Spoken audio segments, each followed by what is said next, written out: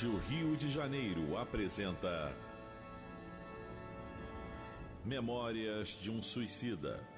Estudo da obra de Ivone do Amaral Pereira. Viver é a única opção. Valorize a vida. Apresentação: Berenice Lima. Olá! Então, continuando aqui o nosso estudo, estreitando os laços com a dona Ivone, através do livro A Luz do Consolador, que são as experiências dela, né? No programa passado, nós ficamos no capítulo que ela vem falando das preces especiais, do objetivo de orarmos pelos doentes, pelos obsidiados, pelos amigos, por quem acaba de desencarnar, por quem cometeu suicídio. É importante essas preces. E aí, com relação a isso, ela finaliza o capítulo falando assim, que cada um ore conforme o próprio sentimento e a própria convicção a respeito da prece. E que aqueles que negam a prece particular para este ou aquele necessitado, não reprovem os que sentem no próprio coração o ímpeto amoroso de exercê-la. Orando com amor e sinceridade, ambos estarão servindo o próximo. E, para reconforto de todos os corações, bom será que, de quando em vez, os capítulos 27 e 28 do Evangelho segundo o Espiritismo sejam pacientemente reconsultados. São leituras como que tocadas de excelsitude, que beneficiam e edificam aquele que a faz, mesmo porque, se Allan Kardec é o mestre que nos instrui sobre o assunto, continuemos a nos instruir com ele, porque bem credenciado para tal missão, ele continua sendo. E a verdade, infelizmente, é que nós ainda não assimilamos devidamente os seus ensinamentos. O Divaldo conta um caso que ele teve uma irmã que cometeu suicídio e a mãe dele era católica, né? E dentro da religião católica não se ora pelos suicidas. E a mãe dele falou, não é possível, eu vou orar sim, porque eu quero pedir ajuda a Deus, porque ela é uma filha de Deus. Então, que a gente tenha essa visão. E muitas pessoas não oram pelas outras para não atrair. Medo de atrair a doença. Às vezes, não vou orar pelos doentes não, para não atrair a doença. Ora, nós temos a doutrina espírita que nos esclarece. Conhecereis a verdade e a verdade vos libertará. Então nós precisamos nos libertar desses medos, desses mitos, desses dogmas, dessas coisas assim sobrenaturais. Não, eu vou orar pelo doente, eu vou atrair a doença. Eu vou orar pelo obsidiado e vou atrair os obsessores. Tem pessoas que evitam, inclusive, trabalhar na mediunidade, trabalhar em determinadas tarefas dentro da casa espírita, com medo de atrair os obsessores dos outros. Então, tem que estudar, tem que se esclarecer para isso, né? E agora ela entra num capítulo chamado Tormentos Voluntários. E ela diz assim, olha, os acontecimentos diários da vida, quase sempre dramáticos, costumam oferecer lições de alto valor educativo ao observador. Bom, aí nós temos que fazer uma reflexão. Você observa as dores à sua volta? Você observa as suas dores quando essas coisas, esses acontecimentos acontecem, os dramas da vida, né? Eu participei de um atendimento, né, de uma família, de um casal que tem 2 crianças autistas. E, olha, na hora do atendimento, a única coisa que eu pensei foi assim, que sorte desses espíritos, né, dos 2 espíritos que vieram com autismo, que sorte de ter esses pais. Que bom que existem pais nesta vibração para acolher esses espíritos, né? Então, eu tenho orado muito para fortalecer essa mãe, para fortalecer esse pai, para encorajar esses espíritos em gratidão a esses pais, porque se eu tivesse que nascer com uma situação dessa, né, com uma limitação mental, né, eu gostaria de ter uns pais que compreendessem a doutrina espírita, que compreendessem essa dificuldade. Então nós precisamos, assim, sentir essas dores e pedir a Deus força, encorajamento para aquelas pessoas e trazer para nós os ensinamentos, porque senão as dores vão se tornar insignificantes, né? Se a gente não trouxer essa dor para nós, porque muitas coisas acontecem à nossa volta, nos preparando para a nossa vez. Ora, nós estamos no mundo de provas e expiações, então é aqui que nós vamos ter esse reajuste. Se vem os casos dramáticos para você, você tem que ficar alerta. Como é que se resolve aquilo? Como é que se sente aquilo? Como melhor amenizar aquela dor? Porque muitas das vezes aquilo ali é justamente o que? Vem para te dar uma dica de uma situação que você provavelmente pode passar ou não. E aí ela diz: ao mesmo tempo, a nós outros, espíritas, recordam detalhes preciosos da moral exposta pelos instrutores espirituais que editaram os códigos da terceira revelação a Allan Kardec. Essa moral, se bem assimilada e praticada pelo adepto, engrandecê-lo-á perante si próprio e perante o conceito alheio, garantindo ainda possibilidades para a sua paz interior e social, a sua felicidade pessoal e seu progresso. Então, olha, quando a gente assimila os ensinamentos morais, quando a gente assimila as coisas que estão à nossa volta, quando a gente compreende, se conscientiza e pratica, nossa, isso para a gente traz um engrandecimento. Isso para a gente fortalece a nossa caminhada e o nosso despertar. Então, que não fiquemos indiferentes às coisas que acontecem à nossa volta. Nem trazer os dramas apenas para ficar remoendo os dramas, mas sim analisar a situação. Se fosse no seu caso, como você resolveria? O que você está sentindo? E orar. São as preces intercessórias. E a Ivone continua: não obstante, certos detalhes dos códigos espíritas parecem passar despercebidos a alguns adeptos da doutrina.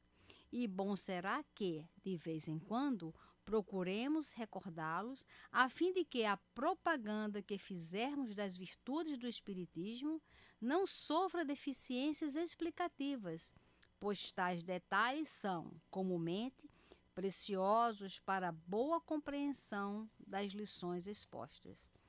Assim, algumas pessoas creem que, ao nascer, o homem traz consigo irremediável destino, cercado pela fatalidade, de modo a desafiar possibilidades de superação. Se, porém, observamos com atenção a nossa própria vida e a vida do nosso próximo, compreenderemos que assim não é, que muitas dores e difíceis situações poderiam ser evitadas no trajeto da nossa condição terrena, se agirmos criteriosamente em torno de nós mesmos. Então, é o famoso tormentos voluntários, que a doutrina espírita, que o evangelho traz para a gente, né? Então, quantas coisas a gente pode evitar se nós ficarmos atentos aos dramas que estão ao nosso lado?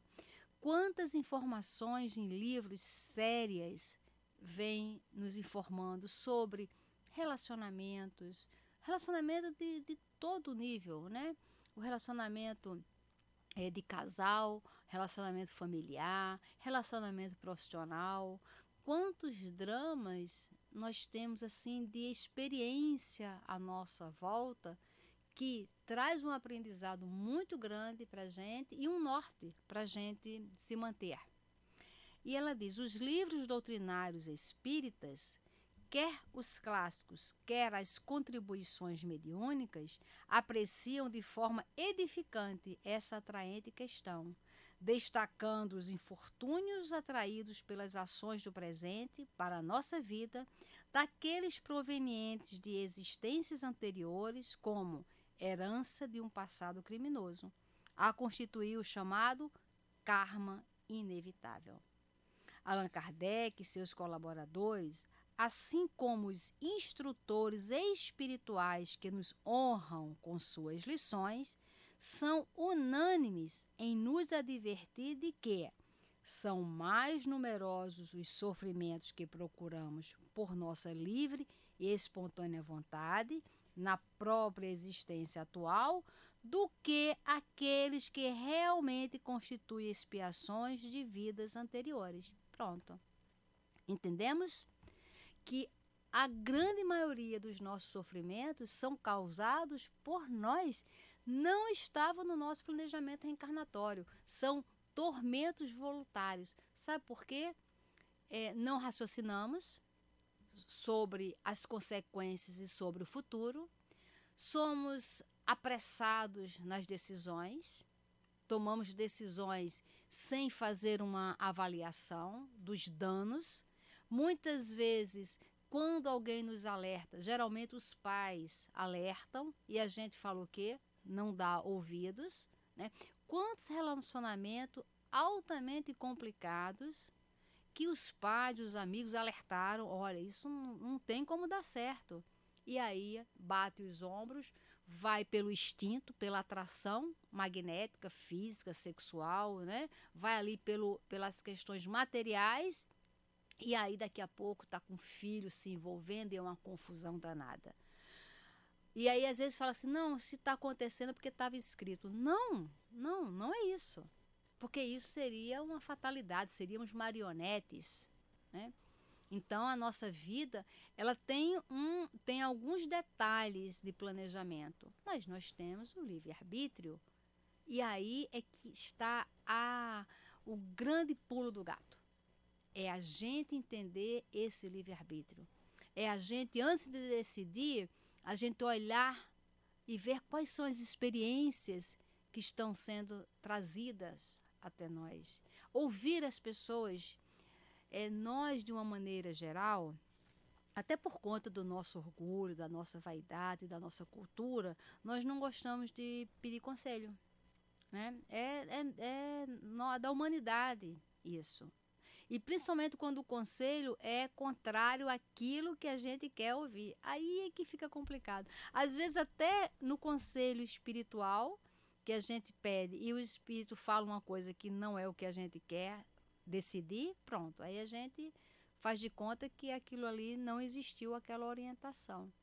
E aí erramos. E aí sofremos. E aí vem os tormentos, as dores causadas pelo nosso impulso.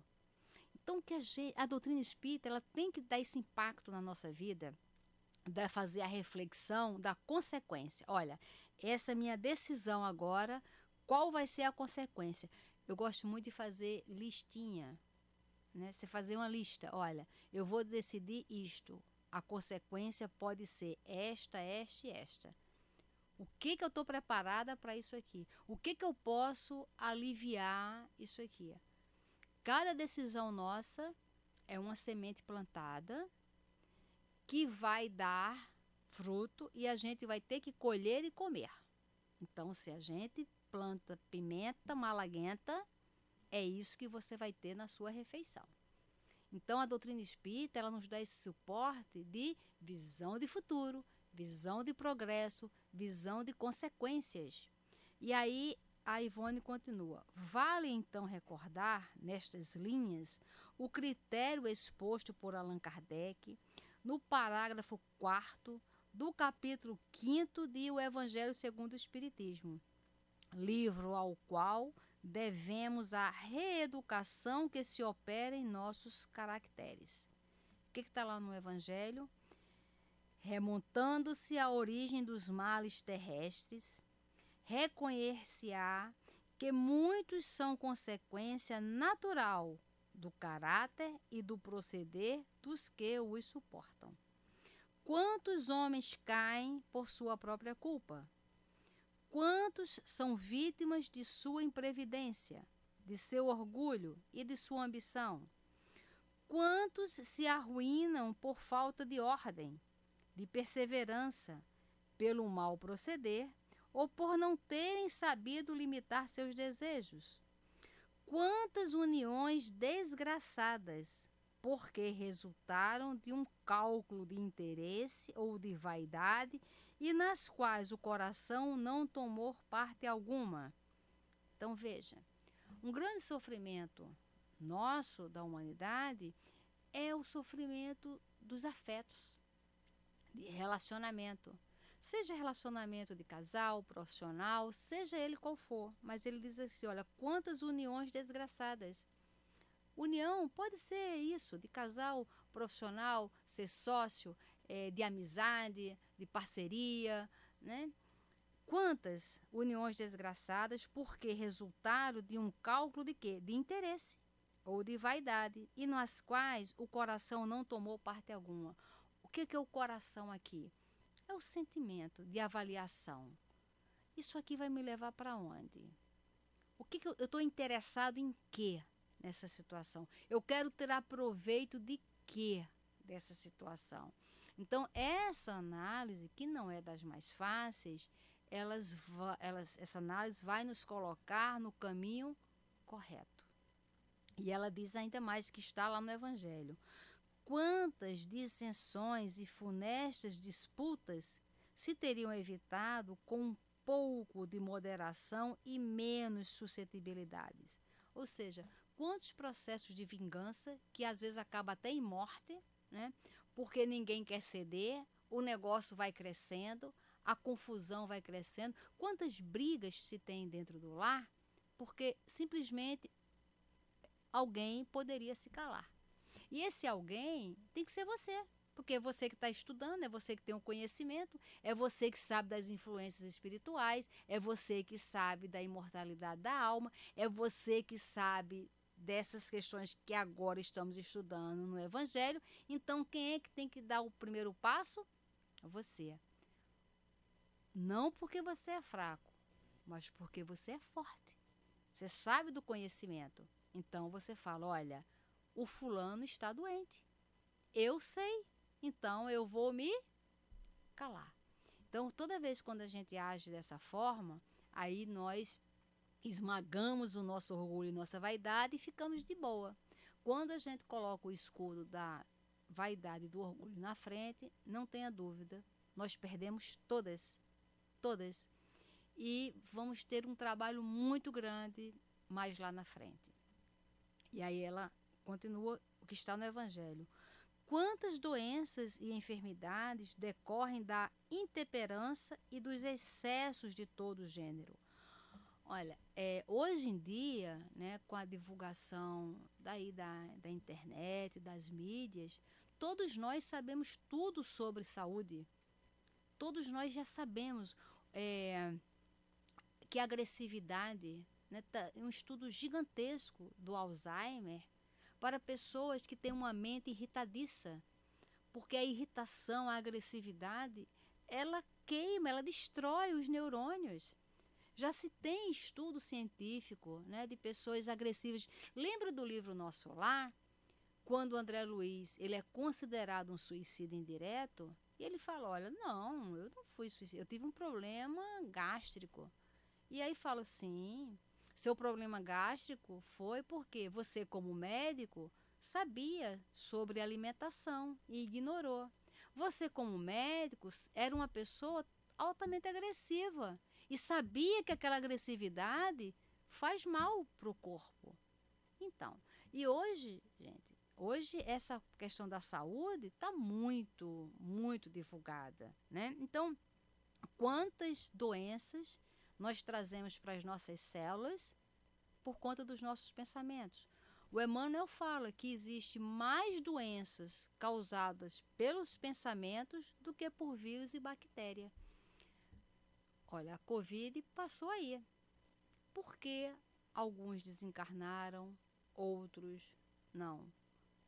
Tem influência. Claro que tem influência de pensamento, de propósito, de objetivo de vida, de momento, né? Tem uma gama de fatores que influenciam. Por que não desencarnaram todas? Quantas pessoas estiveram em situação crítica e retornaram, e outras que nem chegaram a ter situação crítica e desencarnaram? Mas como é que eram essas pessoas, né? Então, esses estudos não é para a gente apontar o dedo para ninguém, mas é para a gente trazer para nós essas experiências, como a Ivone está falando aqui. A gente analisa o que está ao nosso lado e traz para nós essa análise. E o que mais está escrito lá? Olha, essa daqui é especialíssima, hein? Quantos pais são infelizes em seus filhos porque não lhes combateram desde o princípio as más tendências? Ou por fraqueza ou indiferença, deixaram que se desenvolvesse os germes do orgulho, do egoísmo e da tola vaidade, que produzem a secura do coração. Depois, mais tarde, quando colhem o que semearam, admiram-se e se afligem da falta de deferência com que são tratados e da ingratidão deles. Então, qual o objetivo dos pais? Está lá no Livro dos Espíritos. Os pais, o objetivo não é ser coleguinha de filho, não é ser amiguinho de filho, é educar. E educar é falar sim, sim, não, não. Não pode. Respeito, limite. Precisa, né? Precisa. Então, na maturidade, quantos pais estão infelizes? Porque perceberam a má tendência, mas não é meu filho, né? Eu deixo aqui a obra Sexo e Obsessão. É o caso do Marquês de Sade, que a mãe dele sabia da má tendência do filho. O filho era preso por ser uma pessoa maldosa e fazia crueldade, tanto que a palavra sadismo veio de Sade, o Marquês de Sade, e ela, por ser uma mulher da sociedade, muito rica, muito poderosa, ia lá e passava a mão na cabeça dele, e dentro da sociedade da época ela conseguia a liberdade dele. O arrependimento dessa mãe no mundo espiritual por não ter sido firme em cercear o filho e até mesmo de entregá-lo às autoridades da época, porque se ela tivesse feito isso, muitas vítimas ele não teria feito. Ele não teria avançado na parte dele tão negativa, tão comprometida nas questões imorais, né? E acaba que ela fica sendo o quê? Coautora, é responsável também por aquela situação. Então, leia esse livro na visão de compreender qual é a função dos pais, de educar, dar limites, né? E hoje, com essa tecnologia, muitos pais estão deixando que a tecnologia, que os aparelhos deem educação. Óbvio que isso vai dar problema em algum momento. Não tenhamos dúvida sobre isso. Então, a doutrina espírita, ela vem para dar um norte em todos os assuntos. Ela vem para nos dar segurança na nossa autoeducação. Então, nós precisamos nos educar, nos fortalecer, termos a base nos dramas à nossa volta, né? Nos dramas familiares, trazer para nós, fazermos essa análise, encontrar as orientações na doutrina espírita, nos fortalecermos e seguir para a frente e para o alto. Dar limites a todos que estão à nossa volta. Nós somos educadores e temos que ser educadores com Jesus. E muita paz.